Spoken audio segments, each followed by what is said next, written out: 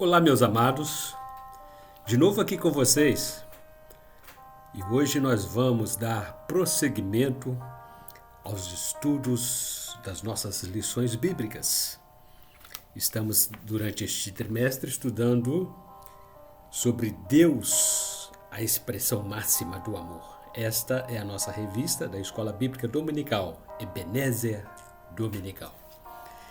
Mas antes, porém, queremos nos apresentar. Nós pertencemos à Igreja Evangélica Assembleia de Deus, Ministério Missão Europa no Brasil. E o nosso presidente é o pastor José Antônio de Castro. Nossa sede situa-se à rua Manuel Martins, número 35, bairro Mangueira, município de Barra Mansa, estado do Rio de Janeiro.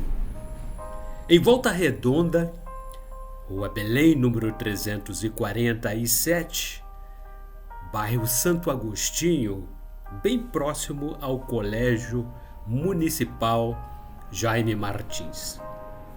Em Porto Real, Rua 9, número 164, bairro Jardim Freitas Soares, bem em frente ao CRAS. Em Valença, distrito de Santa Isabel do Rio Preto, nossa igreja está situada à Rua Rodovia, número 20.934. Também Pinheiral, município do estado do Rio de Janeiro, Rua Benjamin Constant, número 3.907, quilômetro 5. No estado de Minas Gerais, temos nossas igrejas em Caratinga. Em Caratinga, Rua Coronel Antônio Saturnino, número 194, bairro Esperança. E em Santa Rita de Jacutinga, também estado de Minas Gerais, Rua Governador Valadares, número 350, centro, bem em frente à Praça da Estação. Meus amados, queremos anunciar-lhes o nosso novo jornal. É o mais recente lançamento. Jornal Missão Europa em Ação. Prestigie o nosso jornal. Aqui temos reportagens sobre fatos relevantes das nossas igrejas do Ministério Missão Europa, não somente no Brasil, mas também no exterior. Notícias variadas sobre a obra missionária e muito mais. Envie sugestões e matérias de eventos de nossas igrejas, de qualquer uma de nossas igrejas. O nosso contato é o telefone 24 99909 9316. Está com 12 páginas, uma edição linda, colorida, apenas R$2 a unidade. E se você adquirir acima de 20 unidades, nós daremos a vocês 50% de desconto. A nossa revista, Ebenezer Dominical, é a revista deste trimestre, e a nossa temática é Deus e a expressão, Deus como a expressão máxima do amor, amor ágape. E hoje estaremos estudando a lição número 4, lição de 23 de julho de 2023. Diz assim o texto: A autorrevelação de Deus é o título desta lição. O nosso texto áureo está baseado no capítulo 1 de Hebreus, versículo 1. Havendo Deus antigamente falado muitas vezes e de muitas maneiras aos pais pelos profetas. Verdade aplicada. Cremos em um Deus que se revela para todo aquele que o busca. E os objetivos desta lição são os seguintes: aprender sobre a revelação de Deus aos homens, entender os meios pelos quais ele se revela e demonstrar a maior revelação de Deus. Os nossos textos de referência encontram-se na Epístola de Paulo aos Romanos, capítulo 1, versículos 19, 20 e 21. Assim encontram-se registrados: porquanto o que de Deus se pode conhecer neles se manifesta, porque Deus lhe manifestou. Porque as suas coisas invisíveis, desde a criação do mundo, tanto o seu eterno poder como a sua divindade se entende e claramente se veem pelas coisas que estão criadas, para que eles fiquem inexcusáveis. Porquanto, tendo conhecido a Deus, não o glorificaram como Deus, nem lhe deram graças. Antes, em seus discursos se desvaneceram, e o seu coração insensato se obscureceu. Na introdução, o nosso comentarista, pastor Josafá Terra, diz assim: o ponto de partida para todo pensamento verdadeiramente cristão é a existência do Deus que se revela na Bíblia. O fundamento da visão cristã é o conhecimento do único Deus vivo e verdadeiro. O fato de que Deus existe para a visão cristã de todas as outras, e temos de afirmar desde o início que nosso conhecimento de Deus depende totalmente do dom da revelação divina. O título do tópico primeiro: a autorrevelação de Deus. Revelação é o ato pelo qual Deus dá-se a conhecer ao homem. Deus é o autor e o objeto da revelação. Ele revela a si mesmo. O homem, por si só, nunca poderia conhecer Deus por esforços próprios, devido às suas limitações cognitivas e morais. Sendo finito, limitado, e Deus infinito, sem limitações, jamais o homem pode conhecer Deus em sua plenitude. O que ele pode conhecer de Deus é exatamente aquilo que quis revelar-lhe, conforme o Evangelho de João, capítulo 3, versículos 26 e 27. E foram ter com João e disseram-lhe: Rabi, aquele que estava contigo além do Jordão, do qual tu deste testemunho, ei-lo batizando, e todos vão ter com ele. João respondeu e disse: o homem não pode receber coisa alguma se não lhe for dado do céu.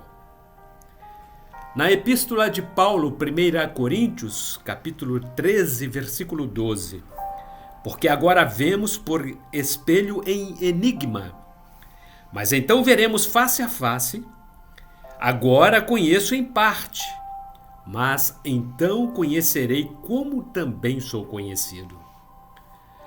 Antes de estudar os métodos de revelação de Deus, precisamos entender o que é revelação. Há várias maneiras de definir esse processo e uma delas é o ato de mostrar-se claramente. Em grego, revelação significa descobrir, tirar o véu. Então, quando falamos sobre a revelação de Deus, dizemos que, por iniciativa própria, Ele tirou o véu para se mostrar a nós. Sabemos que Deus revelou-se. Mas por que fez isso? Dentre os motivos que encontramos na Bíblia, apresentamos os seguintes. Subtópico 1.1: a autorrevelação de Deus. O Deus apresentado nas Escrituras Sagradas não tem prazer em se envolver num jogo de esconde-esconde com os seus filhos. Um dos propósitos da autorrevelação é fazer-se conhecido. Ele quer que saibamos mais a respeito da sua pessoa, da sua vontade para a nossa vida, dos seus propósitos para o seu povo e dos seus atributos. Não é sem motivo que, por meio do profeta Jeremias, disse que a glória do homem consistiria em conhecê-lo. Inclusive, ele receberia um coração com condições para tal, conforme escreveu o profeta Jeremias, capítulo 9, versículo 24 e capítulo 24, versículo número 7. Porque isto é algo que o agrada. Deus tem tanta satisfação em que o seu povo conheça-o, que rejeitar esse conhecimento é como rejeitar o próprio Deus. Profeta Jeremias, capítulo 1, versículos 2 e 3. A vida eterna que recebemos consiste no conhecimento que temos dele. Evangelho de João, capítulo 17, versículo 3. Por sua vez, a morte é o resultado do desconhecimento. Profeta Oséias, capítulo 4, versículo 6.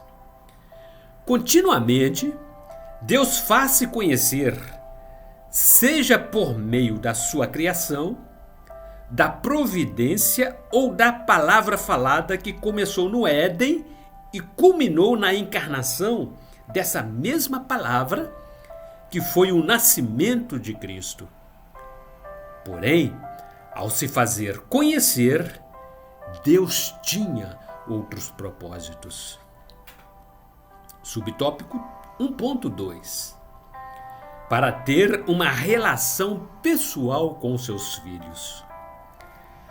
Um dos objetivos de Deus, ao se fazer conhecido, é estabelecer um relacionamento com o seu povo. A Bíblia não apresenta um Deus impessoal.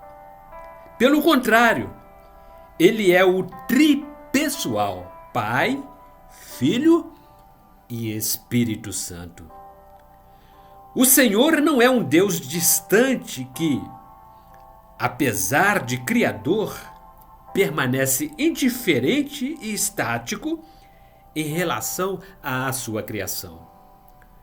Desde o princípio, vemos a iniciativa de Deus em desenvolver um relacionamento pessoal com o primeiro casal, quando ele andava no fim do dia pelo jardim, conforme escrito no capítulo 3 do livro de Gênesis, versículo 8.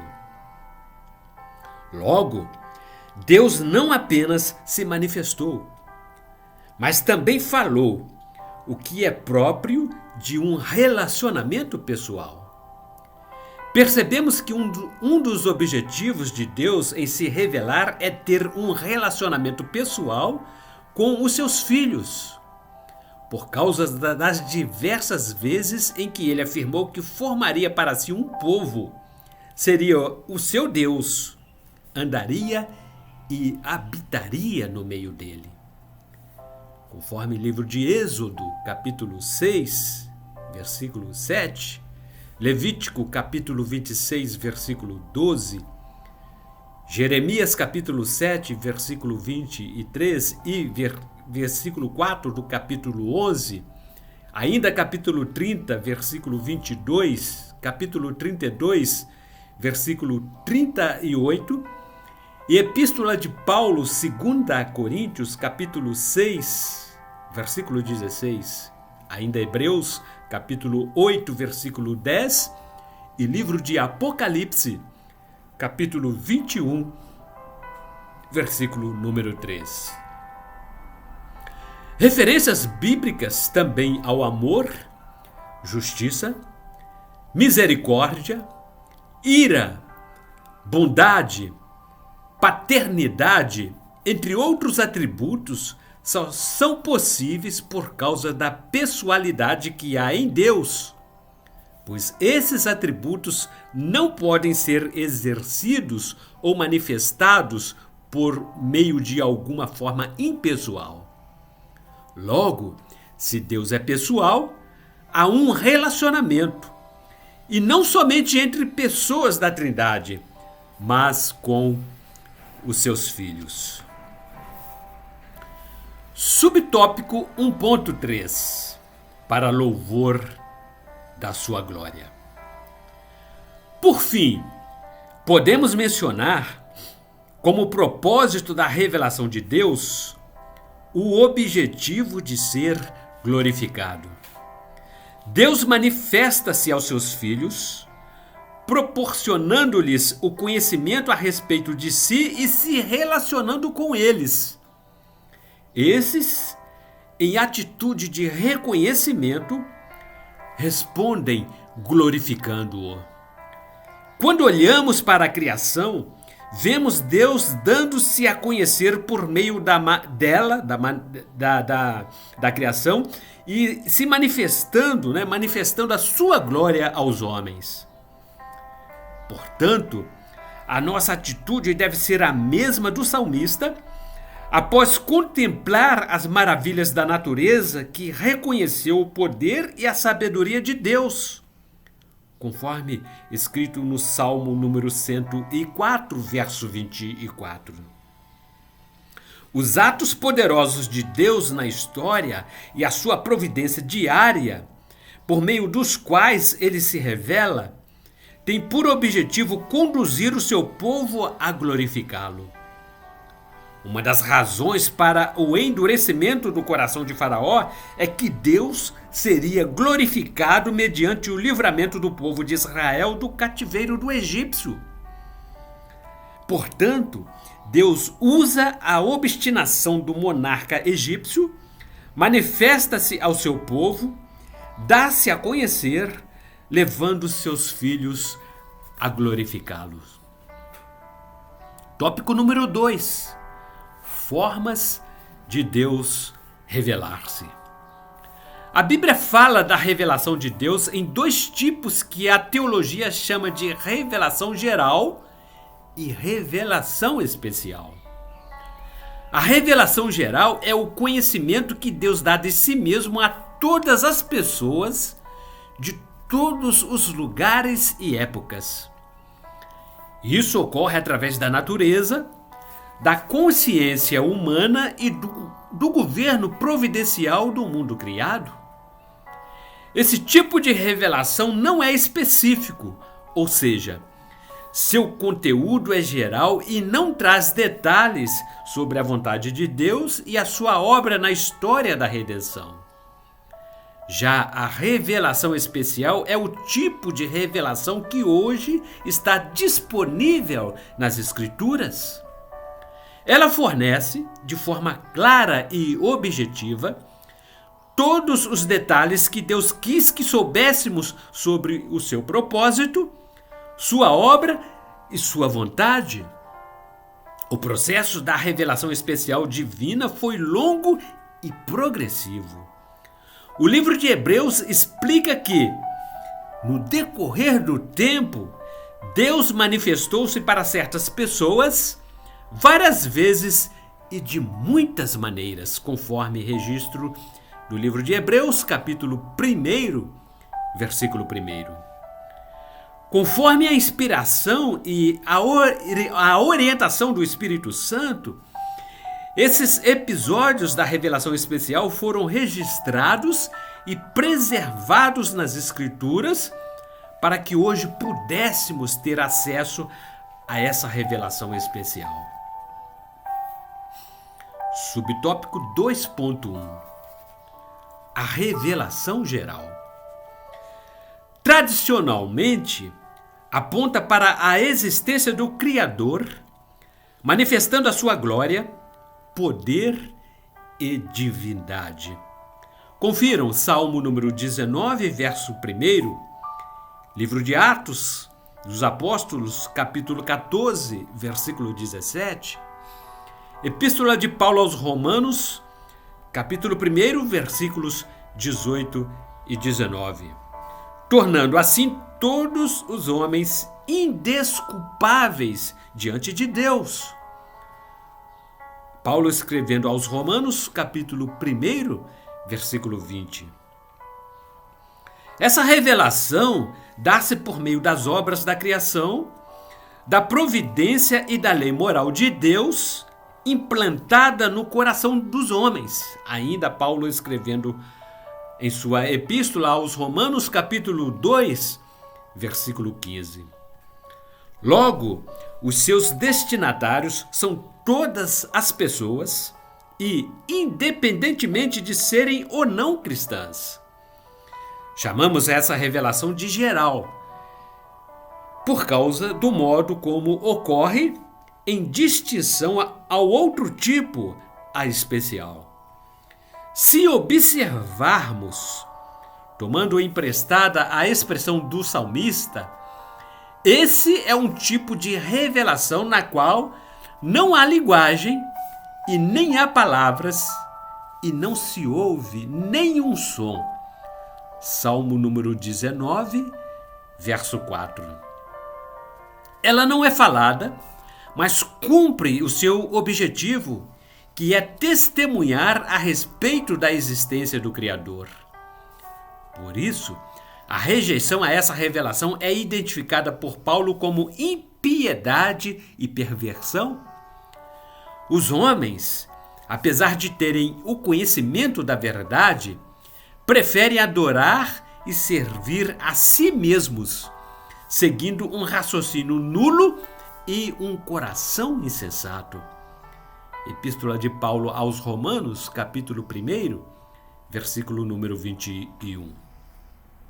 Tal atitude, ímpia e perversa, traz sobre si a manifestação da ira de Deus. Subtópico 2.2. A revelação especial. A revelação especial é como Deus escolheu revelar-se através de meios milagrosos. Ela inclui aparições físicas de Deus, sonhos, visões, a palavra escrita e, o mais importante, Jesus Cristo. A Bíblia registra Deus aparecendo em forma física. Alguns exemplos. Livro de Gênesis, capítulo 3, versículo 8. Ainda capítulo 18, versículo 1. Livro de Êxodo, capítulo 3, versículos 1 a 4. E capítulo 34, versículos 5 a 7. Também registra Deus falando às pessoas através de sonhos. Livro de Gênesis, capítulo 28, versículo 12, capítulo 37, versículo 5, e livro de 1 Reis, capítulo 3, versículo 5, livro do profeta Daniel, capítulo 2, e visões, conforme capítulo 15, versículo 1 do livro de Gênesis, e profeta Ezequiel, capítulo 8, versículos 3 e 4, e ainda Daniel, capítulo 7. Epístola de Paulo, 2 a Coríntios, capítulo 12, versículos 1 a 7. Uma parte importante da revelação de Deus é a sua palavra, a Bíblia, a qual é uma forma de revelação especial. Deus, de forma milagrosa, guiou os autores das suas mensagens à humanidade.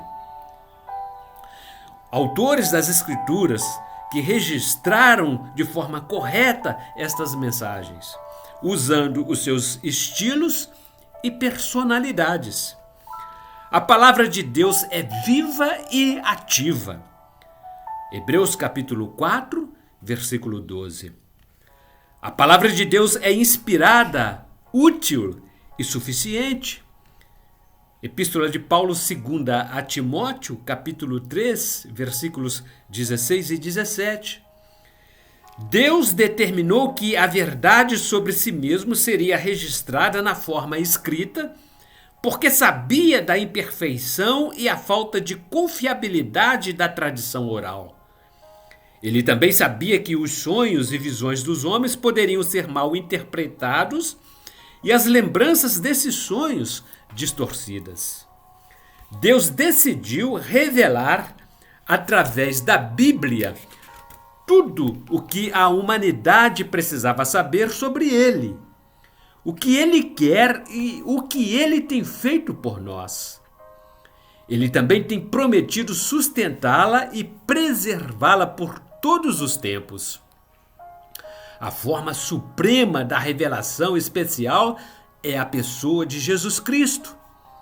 Deus tornou-se em um ser humano, conforme Evangelho de João, capítulo 1, versículos 1 e 14, e ainda Hebreus, capítulo 1, versículos 1 a 3. Resume muito bem: havendo Deus outrora falado muitas vezes e de muitas maneiras aos pais pelos profetas, nesses últimos dias nos falou pelo Filho, a quem constituiu o herdeiro de todas as coisas, pelo qual também fez o universo.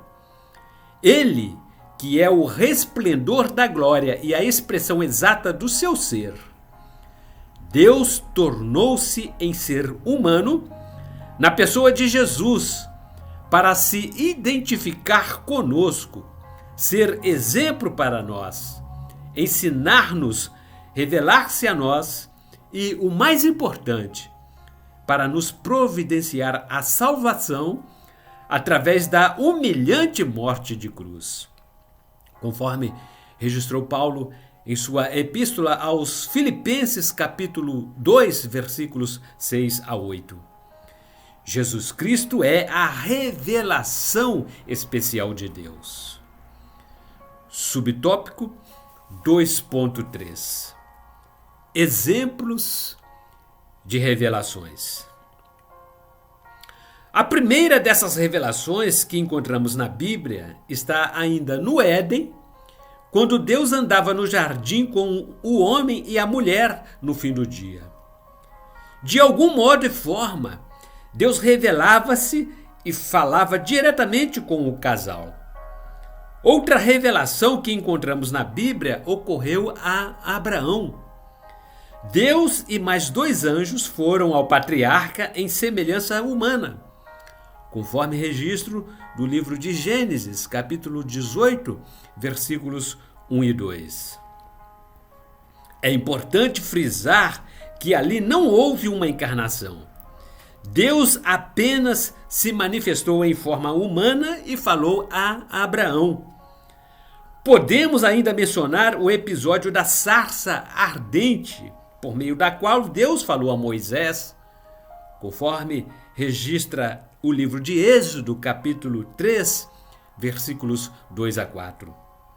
Por fim, há diversas citações do anjo do Senhor manifestando-se às diversas pessoas e falando com elas.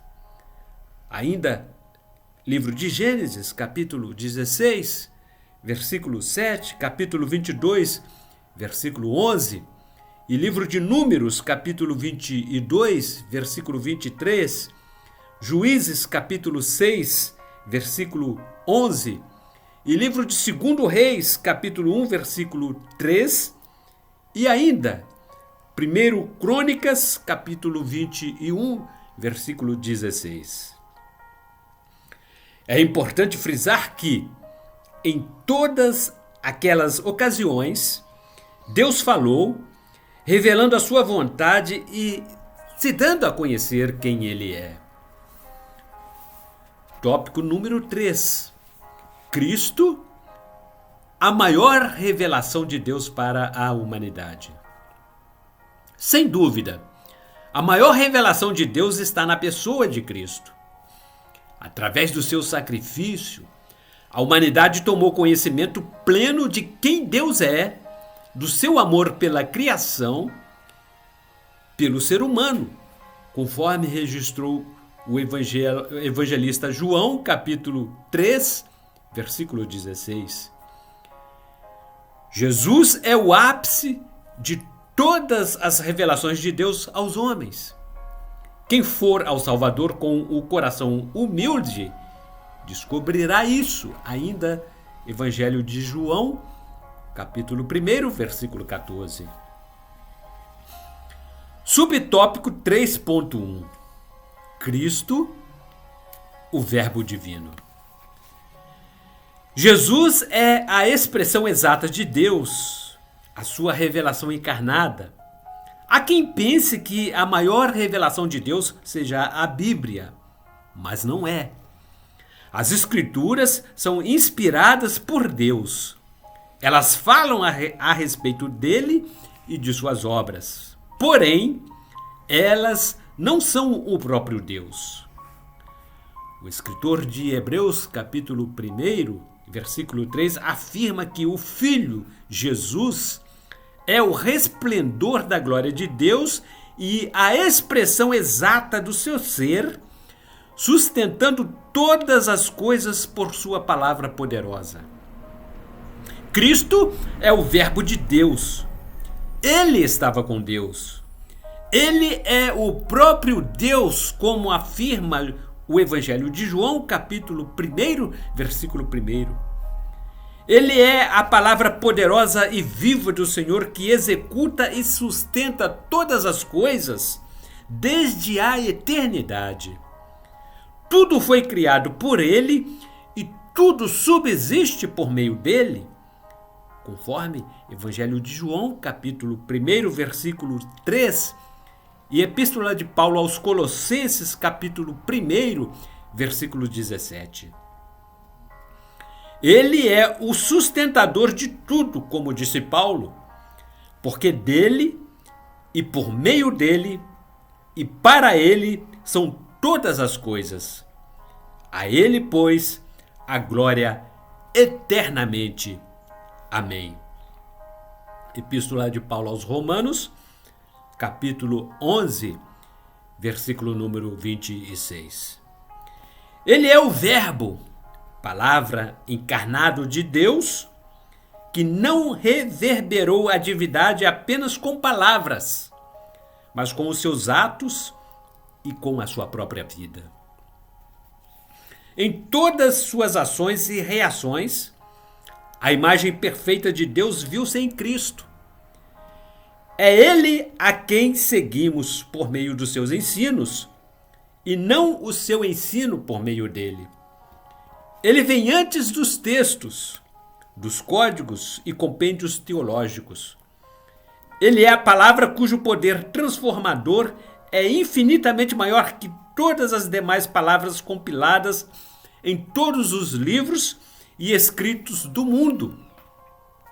Deus não apenas criou o universo por meio do seu Filho, como por meio dele se revelou à criação, em especial aos homens, conforme Hebreus capítulo 1, versículo 1, que registra que em épocas passadas Deus havia falado muitas vezes e de várias maneiras pelos antepassados e profetas, mas nestes últimos tempos ele nos fala por meio do seu Filho. Aquele que é maior que o Torá, que é maior que a sabedoria dos sábios, que é maior que a própria Bíblia. Ele é o caminho e a sua palavra a sinalização. Ele é a verdade e a sua palavra traz para a luz da liberdade. Ele é a vida e a sua palavra vivifica. Subtópico 3.2. No Antigo Testamento. O primeiro exemplo que podemos apresentar é uma referência feita pelo apóstolo Pedro. Em sua segunda carta, alertou a igreja contra os falsos mestres. Ele recordou o ensino que os crentes tinham aprendido. referiu-se às palavras que já tinham sido ditas pelos santos profetas e aos mandamentos de Cristo que foram ensinados pelos seus apóstolos. Epístola 2 a Pedro, capítulo 3, versículo número 2. É evidente que os ensinamentos apostólicos foram primeiramente transmitidos pelo Filho. Mas, e quanto às palavras ditas pelos profetas? Na sua primeira carta, Pedro falou sobre esse processo. Ele disse que os profetas faziam perguntas e procuravam descobrir mais detalhes a respeito da salvação que eles anunciavam. Eles dedicavam toda a atenção possível a respeito daquilo que lhes era revelado a respeito do Filho que viria e do sofrimento que ele padeceria. Porém, todas essas revelações foram feitas pelo próprio Espírito de Cristo que nele estava. Epístola 1 a Pedro, capítulo 1, versículos 10 e 11. Logo, já no Antigo Testamento, o Filho Eterno era quem fazia a mediação entre Deus e os homens na revelação especial. Outro exemplo está no Evangelho de João. Após registrar alguns milagres e mensagens de Jesus, inclusive a ressurreição de Lázaro, o apóstolo diz que Cristo estava sendo rejeitado pelos judeus, seu próprio povo, o que incluía a elaboração de um plano pelas autoridades religiosas judaicas para tirar a sua vida. Evangelho de João, capítulo 12, versículo 37. No entanto, João entendeu isso como cumprimento de uma profecia de Isaías. Ele disse que o profeta já havia predito que não creriam nele e que o rejeitariam. Porém, é interessante notar que essa profecia ocorreu, segundo João, quando Isaías viu a glória do Filho Eterno. Na passagem, no entanto, que ocorreu no Antigo Testamento, encontramos a profecia mencionada. Narrou o momento em que Isaías entrou no templo e viu o Senhor sentado no trono, sendo adorado por serafins que clamavam: Santo, Santo, Santo. Livro do profeta Isaías, capítulo 6, versículos 1 a 10. O que João entendeu, Evangelho de João, capítulo 12, versículos 37 a 41, é que a glória revelada ao profeta, referida como a glória do Senhor dos Exércitos, já era a glória de Cristo. Evangelho de João, capítulo 17, versículo número 5. Por fim, podemos mencionar a citação do apóstolo Paulo, quando escreveu à igreja em Corinto, alertando-a contra a idolatria. Ele fez algumas referências ao povo de Israel durante a sua peregrinação no deserto. Paulo falou do batismo na nuvem e no mar, no manjar espiritual que eles comeram e de uma água espiritual que jorrava de uma pedra espiritual que seguia o povo de Israel durante a sua peregrinação. Conclui o apóstolo Paulo: a pedra era Cristo. 1 Coríntios, capítulo 10, versículos 1 a 4. Logo, no entendimento de Paulo, Cristo, desde o Antigo Testamento, já era a fonte mediadora das bênçãos entre Deus e os homens. Conforme Epístola de Paulo aos Efésios, capítulo 1, versículo 3, capítulo 3, versículo 8, e ainda Colossenses, capítulo 2, versículo número 3. Subtópico 3.3. No Novo Testamento. As passagens que veremos a seguir mostrar-nos-ão não somente o entendimento apostólico, mas o ensino bíblico de que o Filho é o mediador entre Deus e os homens. Conforme escreveu Paulo em sua carta 1 Timóteo, capítulo 2, versículo número 5. Inclusive, na transmissão da sua vontade. Livro de Deuteronômio, capítulo 18, versículo 15 e 18. E ainda Evangelho de João, capítulo 14, versículo número 21. O apóstolo Paulo fez questão de enfatizar que a sua pregação e o seu ensino não eram frutos da especulação humana, mas vinham do próprio Deus, conforme registrou em sua epístola 1 Tessalonicenses, capítulo 2, versículo 13, transmitido a ele por Jesus Cristo. Ao instruir os crentes em Corinto a respeito da ceia, ele disse que entregava aquilo que havia recebido do Senhor. Epístola 1 Coríntios, capítulo 11, versículo número 23. Sobre a ressurreição, ele voltou a dizer que entregou apenas o que havia recebido. 1 Coríntios, capítulo 15, versículo número 3. Aliás, ele mesmo tinha sido testemunha da ressurreição de Cristo e muito da sua mensagem ele recebera do Cristo ressurreto. O apóstolo João, combatendo os falsos mestres que negavam a humanidade plena de Cristo, afirmou que anunciou o que recebera do Filho, o qual João tocara com suas próprias mãos e vira com os seus próprios olhos. Epístola de 1 a João, capítulo 1, versículos 1 a 3. O próprio Jesus, na grande comissão, lembrou que as suas ordenanças deveriam ser ensinadas. Evangelho de Mateus, capítulo 28, versículo número 20. E que o ensino do Espírito Santo seria a retransmissão daquilo que eles já tinham ouvido, conforme Evangelho de João, capítulo 16, versículo número 13, que lembraria os seus discípulos daquilo que Jesus já lhes havia ensinado. Evangelho de João, capítulo 14, versículo número 26.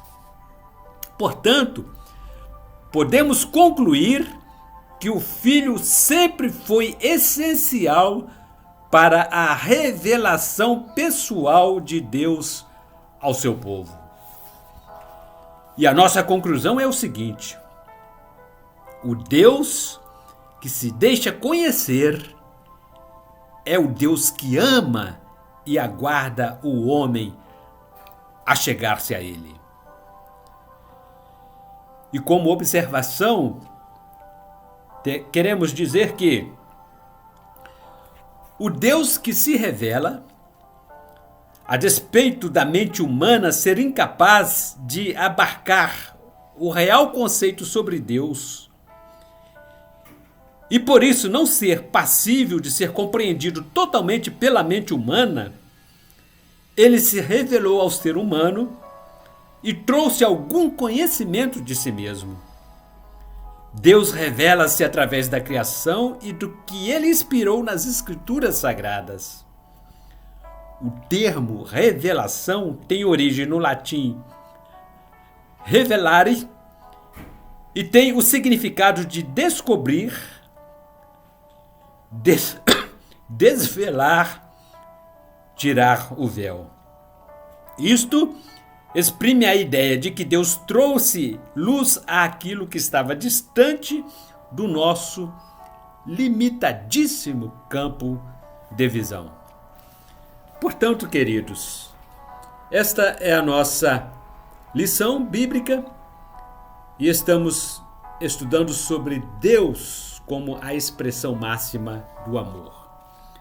E no próximo domingo, dia 30 de julho, aqui retornaremos para comentarmos a lição número 5 e estudaremos sobre a personalidade de Deus.